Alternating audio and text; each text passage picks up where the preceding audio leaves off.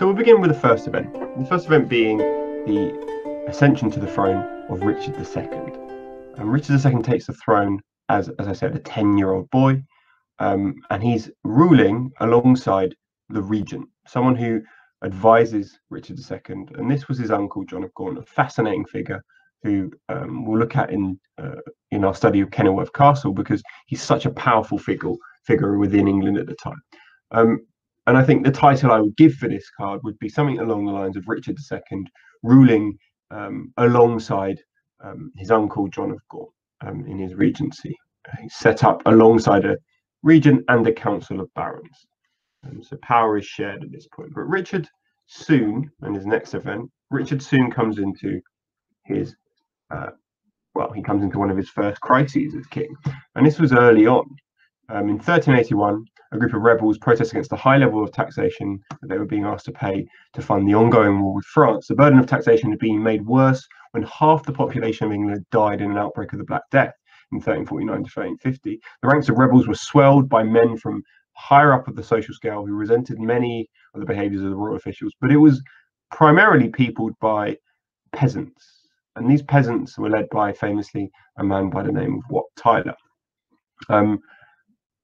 This rebellion, the Peasants' Revolt as it's referred to, was a symbol of distaste, distrust in the rule of the king at the time. And the title I might give for this was something along the lines of Richard faces Peasants' Revolt over issues of taxation and social unrest.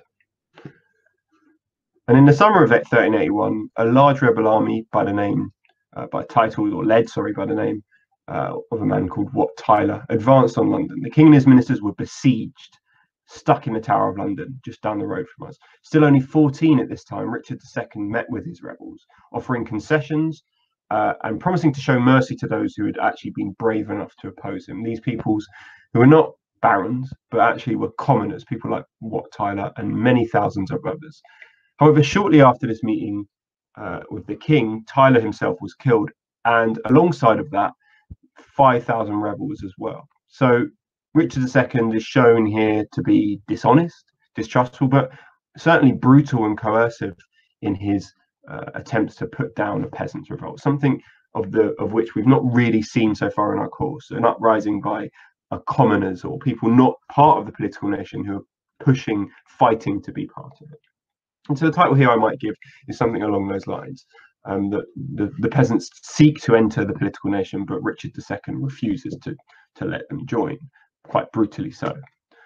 And the next event is after the revolt. Richard II's relations with the barons were not good, and they were in decline, particularly as he becomes old enough to rule by himself. And in the 1380s, he particularly gets or raises the ire of the baron class by promoting men from more humble origins to positions of power.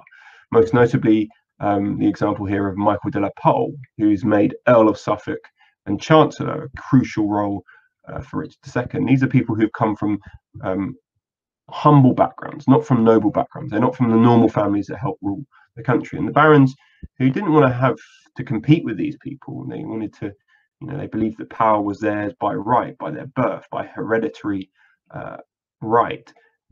They began to form a party to oppose the king.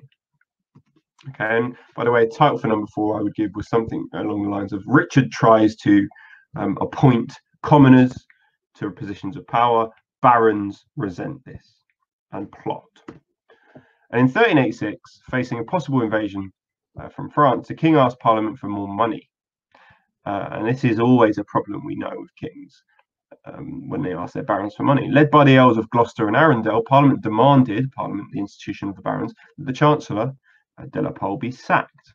Remember de la Pole from a more humble background, before it would grant any of the money. Richard II effectively is being pushed here. He refuses, though, and the two sides prepare for war.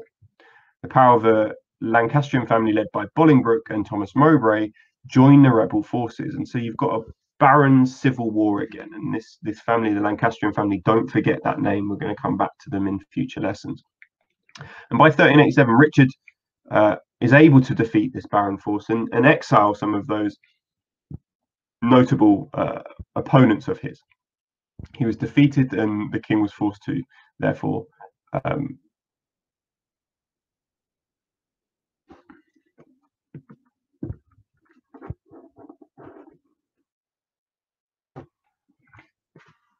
1386, facing a possible invasion from France, the king asked Parliament for money to defend the realm, and this we know is always a painful moment for a king, a moment of real threat.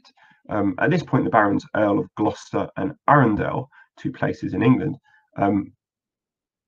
lead a rebellion against the king. They demand, through Parliament, they demand that the Chancellor, de la Pole, the man of more humble origins that Richard II had appointed, would be sacked. Richard refused this, and the two sides prepared for war, with the powerful Lancastrian family, led by Henry Bolingbroke and Thomas Mowbray, joining rebel forces. And those two figures, and particularly that name, the Lancastrian family, is one to bear in mind. They were rulers in the area of Lancaster, and they were a very powerful baronial family.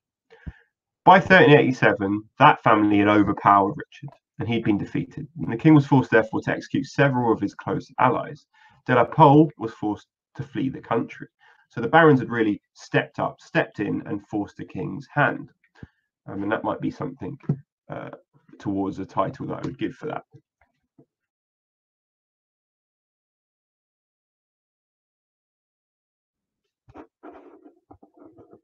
So having forced the king's hand, for the next 10 years, Richard gradually restores his authority over the barons. He hadn't completely forgotten, though, what had happened in 1387 when he'd been overpowered by Mowbray and Bolingbroke. And in 1397, he sees a chance. He tries to arrest his leading opponents, the Earl of Gloucester, Arundel, and Warwick, and accuse them of plotting against him. Now, there's speculation on whether this was true, but certainly there's no doubt that the king believed that now was the time that he could act against his barons, and particularly the disloyal barons that he had. Arundel was tried and executed. Gloucester was murdered before his trial, and Warwick was imprisoned. So we see here Richard II trying to reinforce his power with the use of coercion. With these three main enemies gone, Richard felt more secure, therefore. But the Lancaster family still were there, and they posed a threat. And there were rumours that Henry Bolingbroke might try even making a bid for the throne. Richard was fearful, and so therefore exiled him and confiscated Bolingbroke's inheritance. He believed that with him gone, he was secure, and therefore he could go and even take over future or more lands in Ireland. So the title for number 6 I would give is certainly Richard restoring his authority through brutal or coercive means against the barons. Number 7 is Richard feeling secure enough to go exile Bolingbroke and invade Ireland. But I think you know where this one's going. This was a mistake. While Richard was away, Bolingbroke returned to England. He convinced many of the other powerful noble families, such as the Percy family of Northumberland, to help him win back his lands. When Richard returned back from Ireland in July 1399, he was met by superior forces of the barons and defeated. The king surrendered to Bolingbroke and became his prisoner. Now, we've seen this before. We've seen this only 10 years previous, or 11 years previously, 12 years previously in 1387. So I think the title here needs to be something along the lines of the barons defeat the king, and Bolingbroke makes Richard prisoner. But this time it's different, because with Richard prisoner, Henry was free to take the throne, and he decided to do so. But this couldn't be simply done, as it had been done by William the Conqueror, who killed Harold Godwinson, claimed his rightful reign of England. He produced propaganda to make clear that he was always the rightful king after Edward the Confessor. Well, no, it's not so simple now, because we've had a king on the throne. He's been there for over 10 years. And how do you make your deposition of a king legitimate? With the increasing importance of the rule of law, you needed to make laws to make it so. A powerful nobleman couldn't just steal the throne or take it through force of arms, because what precedent would that set? Could the next baron take it? So Henry needed to make a case that he had made a rightful claim for the throne. He needed to make the case that he was a legitimate monarch. And the title here I would give here would be something along the lines of Henry takes the throne but requires legitimacy. He did so, though, by building this claim. after he's taken the throne, he then argued that his descent from Edward III actually made him a stronger claimant to the throne than any of his rivals, and even Richard II himself, who were all descendant from female relatives. Official accounts of the time state that Richard II gave up the throne voluntarily. This is the word abdicate, to give up, and allowed Henry to take over, giving him the throne. And that's the picture you may have seen of him passing a throne over. But it's unlikely this is really a true record of the events. It may be official, but it doesn't necessarily mean it's accurate. And it's more likely to think that this is part of the propaganda that was used after the event by Henry Bolingbroke, now Henry IV. And so the title there would be something around propaganda promoting the idea that that Richard II abdicated rather than was deposed.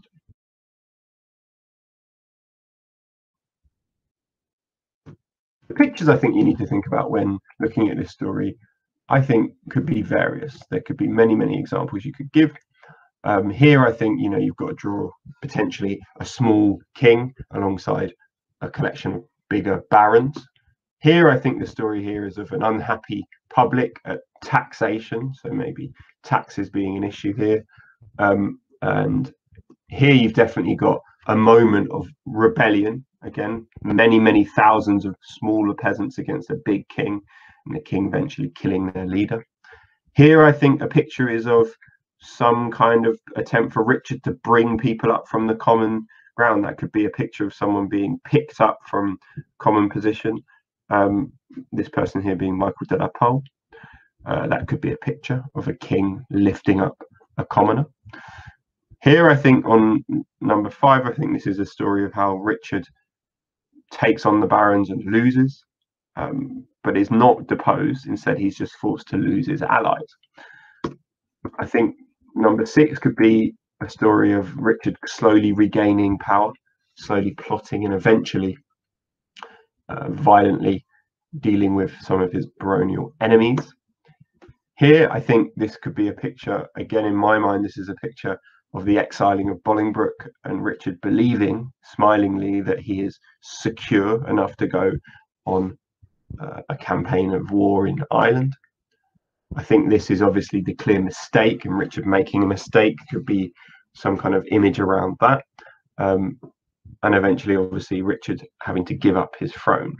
I think number 9 could be related to this idea of building legitimacy. This could be about writing new laws, producing propaganda.